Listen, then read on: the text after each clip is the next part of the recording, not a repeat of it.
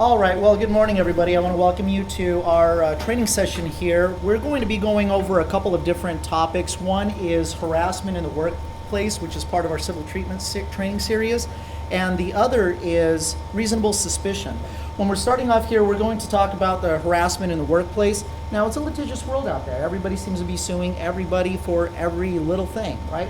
Our office takes many, many phone calls every week from employees that are thinking about filing charges against their employer for a myriad of different reasons, right? We'll go over some of those today, and we'll go over kind of what your responsibility is as a manager to make sure that we're preventing a lot of that. The last thing we want is for any of these scenarios to end up in a courtroom where we start to lose our control over the situation. That's where the lawyers come in and they start controlling the show. So first thing we're going to talk about is, like I said, the harassment. Harassment is a legal matter.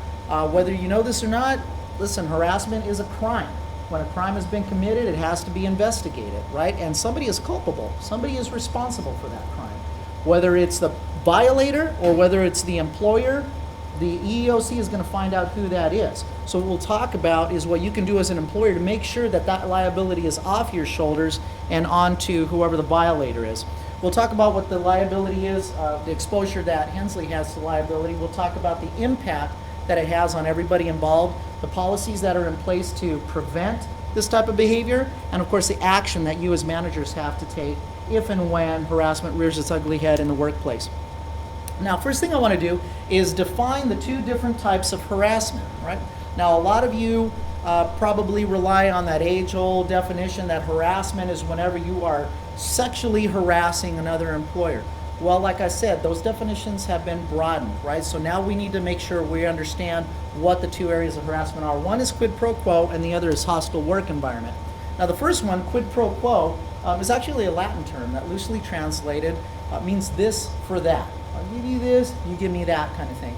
Now, this is kind of that old-fashioned type of harassment that you've probably seen movies about or TV shows. If anybody's seen the TV show Mad Men, that kind of thing, where the boss comes and sits at the edge of the desk of his pretty secretary and threatens that if she doesn't come out to a long business trip with them, maybe it's going to cost her in future promotions and whatnot. So that's the type of quid pro quo harassment that we're talking about. It's where it involves somebody with authority in the workplace, somebody who has the authority to hold certain things over an employee's head, such as granting rewards. Granting rewards can be anything from offering raises, promotions, better shifts, better work equipment, anything like that that helps to better an employee's job, or administer penalties, right? So somebody has the authority to administer penalties, has the authority to do write-ups, to demote somebody, to adjust somebody's pay downwards, to adjust somebody's position to a less position or a position with less responsibility type of thing, okay?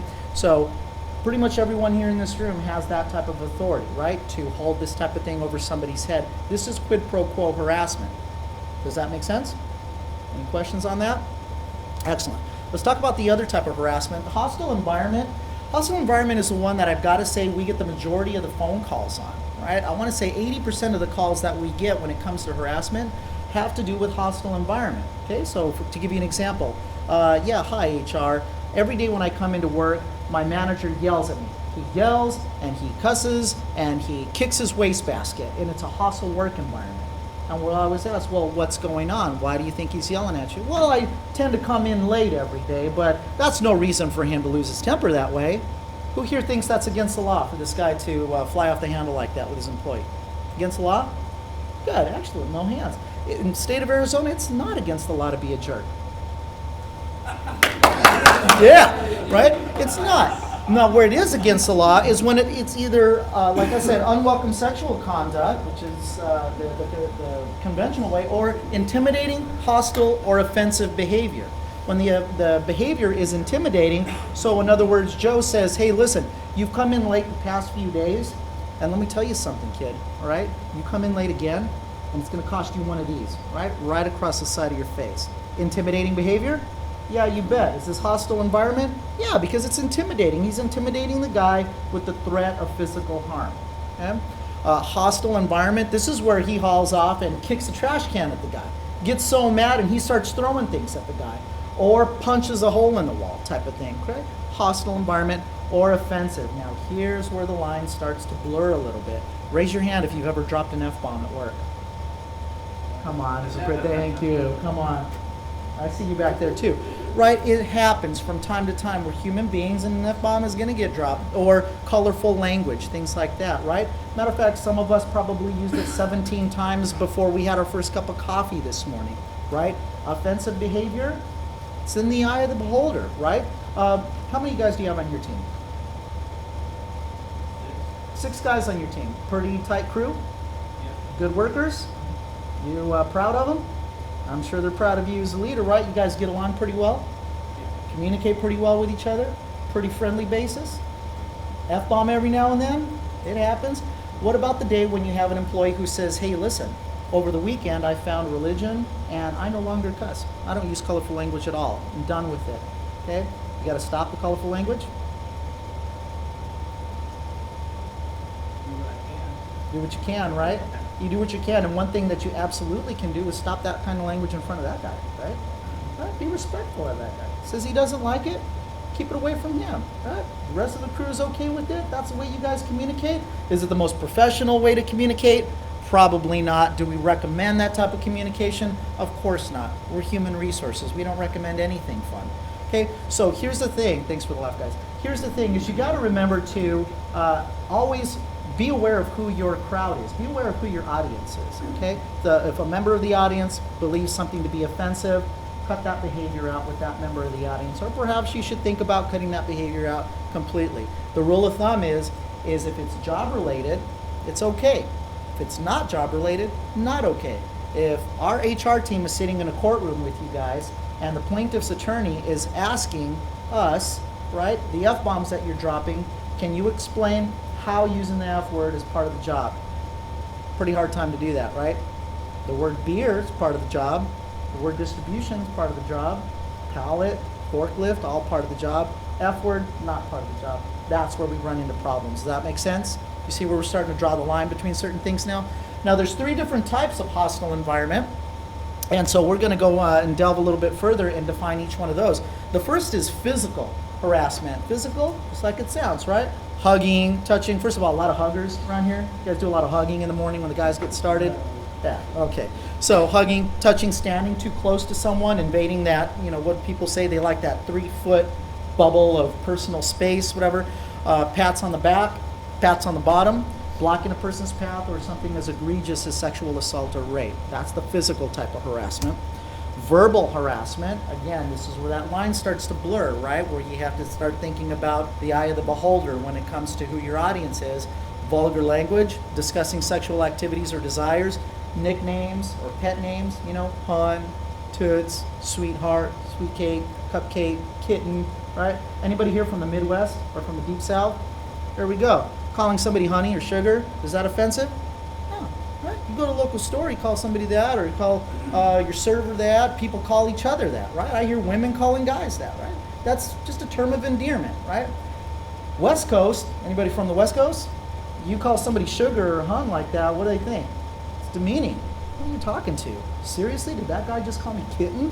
Right? So you got to be aware of who your audience is. Okay? Sexual innuendos, repeated requests for dates. I had somebody here say, so wait a minute, so it's against the law for me to ask somebody out on a date? If I come over here and ask this young lady out on a date, you think it's against the law? Is it harassment? If she says no, and I come back and ask again, now is it harassment? It's repeated and it's unwanted. Repeated, unwanted behavior equals harassment. It's just that easy. So I'm painting that line for you guys now, right? It's getting really nice and sharp and defined. Repeated, unwanted. But then again, remember, ladies, it's incumbent upon you that if a coworker, first of all, is it ever a good idea for coworkers to date? It's a great idea, right? Coworkers should date all the time. No, you're right. It's not a good idea, but it does happen, and we can't stop it. But if somebody asks a young lady out on a date, ladies, gotta say no, right? Not, well, you know, I've got family coming in, or I gotta wash my hair. Ladies, is that still an excuse that's used? I gotta wash my hair? No? Okay. But whatever excuse you do decide to use, remember, just giving an excuse isn't a no. What does that mean to us, fellas, if you hear an excuse instead of a no? Try harder. Ask again. We're gonna wear her down. Sooner or later, she's gonna say yes, just to get me off her back, right? So, be sure to make sure you define those lines whenever you all are communicating with each other. Crude jokes or teasing. And inappropriate compliments. Okay, now the crude jokes or teasing, that happens a lot whenever we have the new guys starting, right? Any of you guys here have new hires recently in the last couple months? New hires? Whenever new hires come on board, you know what they do to each other, right? The FNG, he gets all jokes played on him, right? Hide his tools, hide his dolly, they'll hide his lunch, they'll eat his lunch, that type of thing. Pick on the new guy for a few weeks until you welcome him as part of the team. So new guys getting picked on a little bit. Guys don't mean any harm by it, right? They're not outright to, hey, let's get together and harass this guy. No, it's just something that they do, something guys do. And when it does happen and the guy comes up to you and says, hey, listen, Joe, the guys are teasing me, man. It's been happening every single day and it's starting to make it difficult for me to even think about coming to work. What do you do? Oh, yeah.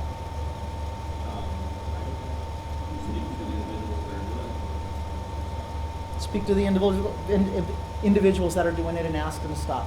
That's right. Doesn't have to be a big old federal case. You don't have to bring HR in with their briefcases to start conducting this big old investigation. This is something that you can investigate on your own. And by investigate, I mean talk to the guys that are doing it and say, guys, it's been a couple weeks now. Guy's getting irritated. Knock it off. He's part of the team now. He's part of the family. Encourage each other now. Pick on the next guy that comes on. Whatever. You know what I mean? So act on it right away. Don't just think, oh, okay, so new guy's going to start complaining already? Yeah, I think it's time to get rid of this guy, right? No, remember, it's up to us to stick up for the guys that can't stick up for themselves. Not only is it your responsibility as a manager, it's your responsibility as a human being, right? That's what we were taught growing up. Always defend the people that can't defend themselves whenever possible. And then, of course, inappropriate compliments, and I won't even get into that, fellas, because we don't want to turn it into the improv here. Visual harassment are things like obscene pictures, cartoons, posters. Nowadays I see almost everybody has one in front of them. Is a great big old smartphone. Screens are getting bigger, resolution's getting higher. You can see videos and YouTube and HD now, right? So we want to send that type of stuff to each other, funny stuff. We do it all the time. We're all guilty of it, right? Just be sure you know who your audience is, right? So somebody asks me, well, what if I send these type of jokes to a coworker and they laugh at it every single day, and then all of a sudden, a couple months down the line, they decide to file a charge against the company for harassment and say I was harassing them with it. Can they? Yeah, absolutely they can, right? But then where do you draw the line? It was funny to him on Tuesday, and now on Wednesday it's not funny anymore? Well, we don't know what happened. We don't know what's in your personal life or what caused this guy to find it offensive one day, but it wasn't the day before. The day somebody finds something offensive, that's it. Knock it off. Okay? And there's really no defense against that. As we're sitting in a courtroom, our team can't tell a judge or a hearing officer or an EEOC investigator that, wait a minute, the guy thought it was funny for the longest time, and now all of a sudden he doesn't. That's our defense. Well, that's not a defense. Why? Because what was the reason earlier when we were talking about dropping the F-bomb? Why shouldn't you be sending funny videos to one another at work? Thank you very much. Give this man a golden burrito. It's not work related, right? Unless you can prove that it's job related, it has no business in the workplace, and we can't use that as a defense, right? You guys have been doing really good at giving us the material that we need to respond to cases. Your paperwork is pretty sharp. The key incident reports are real sharp. We like that. That's what helps us. Person with the most documentation and with the most accurate documentation is typically going to do the best whenever it comes time for an investigation. So make sure you keep that documentation nice and accurate. Okay. Suggestive gifts, cards, or emails, provocative body language, stares, rude gestures. This all kind of ties into visual harassment. Intent is not necessary. Just like when you're driving down the highway and the highway patrolman pulls you over for speeding, what's the first thing they ask you when you roll your window down? What's that? What's the other question? You know how fast you were going, right? And what do you answer? I thought I was going speed limit. If he says, well, wait a minute, you didn't know how fast you were going? All right, my bad. You were actually speeding, but don't worry about it. Pay closer attention. You can go on about your day. No way. He's going to write you a ticket anyway, and you're responsible for that. And that defense, as far as, I was stupid that day, is not a defense. Stupid is not a defense in a court of law. Okay? Intent is not necessary. Just because you didn't know you were breaking the law doesn't mean that you are free from it, okay? So you guys as managers need to know this, that your employees don't know they're breaking the law. They didn't wake up in the morning and decide to come to work and say, you know, I'm gonna break the law today. Or they're not at work and decide, you know what, I'm gonna go tease this guy, I'm gonna go break the law. They don't know. In their heads, it was something funny. It was a funny joke. It was a funny practical joke. Yeah, I'm gonna hide this guy's lunch, it's funny. I'm gonna tease him, it's funny. I'm gonna send this obscene picture or tape it to his locker, it's gonna be funny. They didn't mean to break the law in most cases, right?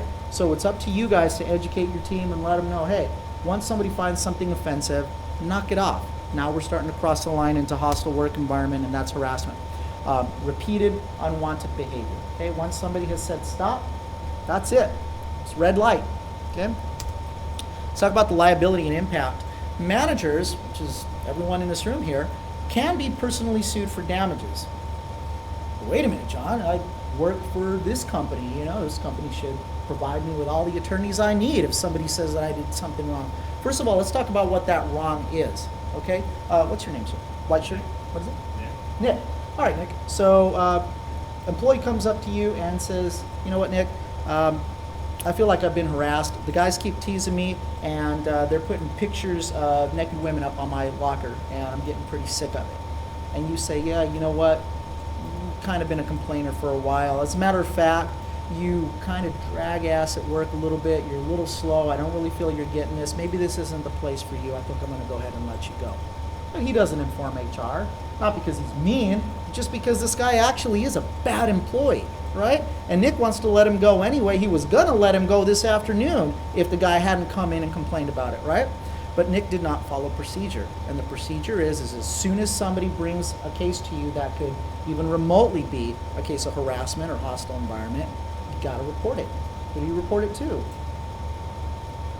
Give you a hint, we're all sitting on this side of the room, HR, right? You guys all know this because that's what you have been doing. You report it to HR immediately, let us investigate it. Or if it's in the case like we're talking about where it's pretty clear cut, where the guy says, hey, the guys are teasing me, you go over to the guys and tell them, knock it off. You've conducted an investigation. We are legally required to act upon and document our actions, okay? So even when you went over and talked to those employees and said, hey guys, knock it off, he's part of the team now, document it. Is there a special form, John? No, there's no special form. Shoot an email to HR. That way you have record that you've notified somebody of it, right? Shoot an email to yourself. A lot of you guys keep these notepads, these journals, like I see right in front of you. You keep a journal of everything that was done that day, everybody you talked to. Awesome, right? Because now if you need to refer back to it, you've got notes.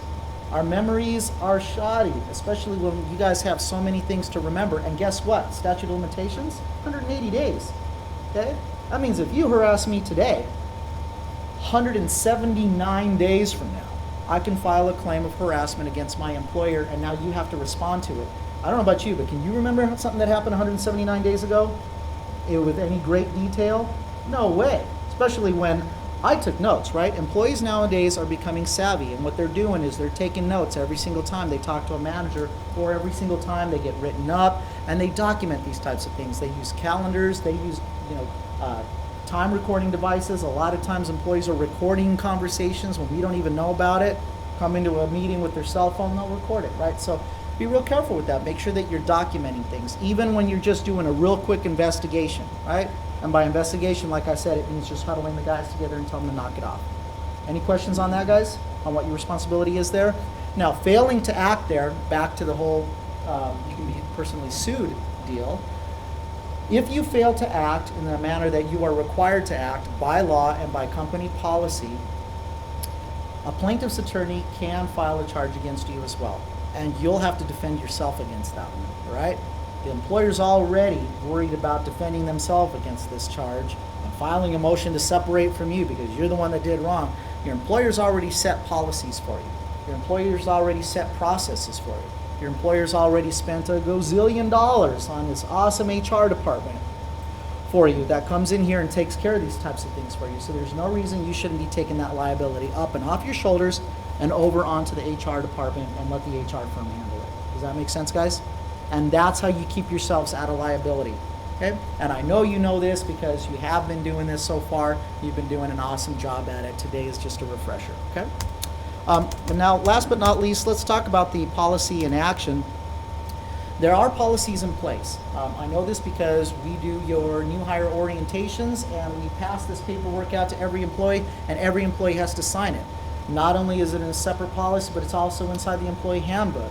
And they get talked to by HR whenever we're doing the new hire orientation, and it gets drilled into them. And you guys are talking to them in your toolbox meetings and letting them know, hey guys, remember to keep the practical jokes to a minimum, respect one another, and so on, right? So there is a policy in place. What it does is it defines harassment, okay? It goes through what we talked about today in summary.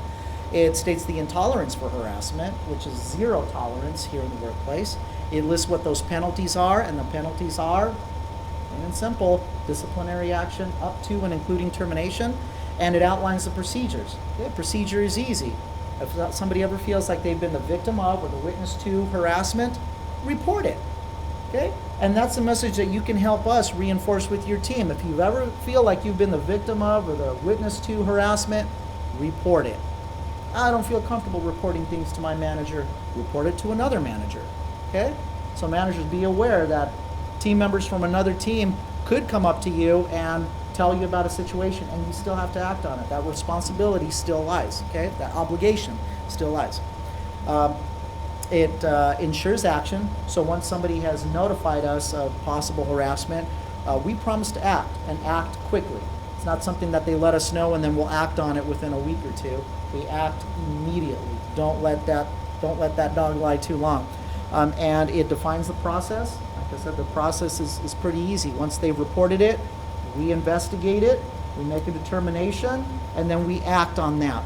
And if the determination is that yes, there was a harasser, yes, there was a victim, then we take action against that harasser. Depending on the severity of the case, depending on how long the person's worked here, that person's track record, we take all those things into account whenever we recommend a certain level of disciplinary action. And it prohibits retaliatory action. Now here's the interesting one here. Now what we were talking about with the harassing behavior with the F-bomb, let's say, right? The guy says, yeah, use the F-bomb every single day and it's offensive and I don't like it and I'm gonna file a harassment claim, right? And then later on down the line you say, you know what, this guy is such a complainer, I'm so sick of this guy, here's what I'm gonna do, I'm gonna transfer him to your team, you know? Now you deal with him, that's your nightmare, okay? This guy gets transferred over and guess what, he gets put on a night shift. Because of that, now he's got to pay more for somebody to take his kids to school. He's got to, you know, there's all these extra added expenses. It's completely flipped his life upside down. Do you think he'll consider that to be adverse action, negative action against him? Yeah, everybody's head's shaking yes, and you're absolutely right, he's going to consider that. Matter of fact, that's the extreme. He'll consider almost anything negative action after, you know, something like that. He's come to you with a problem, and now he feels like he's been retaliated against because of that. So he goes ahead and he files a charge. But remember, harassment is a crime, retaliatory action is a crime, okay? So this is something that not a lot of people know. They're two separate crimes. You guys know about when somebody gets a DUI, you know what the cops do? They charge them with driving under the influence, and then they charge them with blood alcohol content over 0.08. Then, of course, they charge them with running the red light or illegal lane change or whatever it is. But they start listing all these charges on them, right? Totally separate crimes. So this guy's got to defend himself against a DUI, BAC over 0.08, illegal lane change, running a red light, and all that. Same with this. Employment law is no different. Okay, two totally different laws. So the employer's being charged with harassment. Okay, he filed a charge against the employer for harassment. He also filed a charge against the employer for retaliatory action. Now here's the interesting part. You guys will love this. So EEOC comes in and investigates with the help of HR. Come to find out, under the definition of harassment, harassment did not occur. Although there was some unprofessional conduct, it still doesn't meet the criteria and fit the definition of harassment. So the determination of the EEOC is that we are dropping this case, okay, because there's not enough evidence to substantiate this guy's claim. But guess what? We still have that other charge out here pending, right? Retaliatory action. He retaliated against him. Didn't mean to. He thought he was doing the guy a favor by getting him out of this team, right? But this guy considered it retaliatory action, so he filed a claim. Do we have to respond to that charge separately? Better believe it. Even though this one got dismissed, we still have to answer to this charge. That's a harder charge to answer to. We now have to go in and prove that it wasn't retaliatory action. We have to prove the operation of this guy's mind. How do we do that? It's nearly impossible.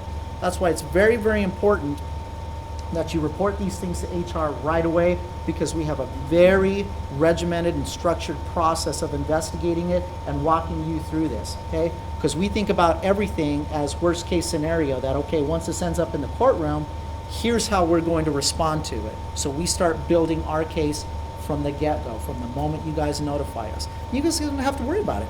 Go back to work. Do what you guys do. We'll take it from here. Make sense? Everybody good with that? Excellent. We'll open it up to questions and comments at this point. Anybody have anything to share? Questions, comments? Easy crowd. A room full of harassment pros now, right?